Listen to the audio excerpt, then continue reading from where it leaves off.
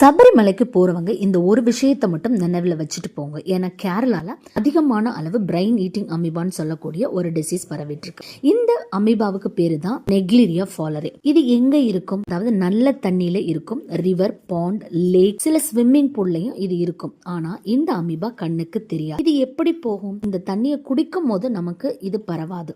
மூக்குக்குள்ள தண்ணி ஃபோர்ஸா போச்சுன்னா மட்டும் நம்ம உடம்புக்குள்ள போயிடும். நேரா பிரெயினுக்கு போய் நம்ம செல்ல சாப்பிடும். அதனாலதான் இதை பிரெயின் ஈட்டிங் அமீபான்னு சொல்றாங்க. நமக்கு எப்படி தெரியும்? 2 to 3 டேஸ்லயே நமக்கு சிவியரான தலைவலி, வாந்தி, கழுத்து வலி, ஃபீவர், அதிகமான அளவு காய்ச்சல், இந்த மாதிரியான சிம்டம்ஸ் உங்களுக்கு இருந்தா இமிடியேட்டா ஹாஸ்பிட்டலுக்கு போயிடுங்க. சேஃப்டியா எப்படி இருக்கிறது? ரிவர்ல ஹெட்டை டிப் பண்ண வேண்டாம். டைவ் அடிக்காதீங்க. நோஸ், மூக்கு வழியா தண்ணி போகாம இருக்கிறது நோஸ் கிளிப்பை யூஸ் பண்ணிக்கலாம். இன்ஃபர்மேஷன் இம்பார்ட்டன்டான ஒரு இன்ஃபர்மேஷன். ஸோ ஷேர் பண்ணுங்க. சேஃபா போயிட்டு சேஃபா திரும்புங்க.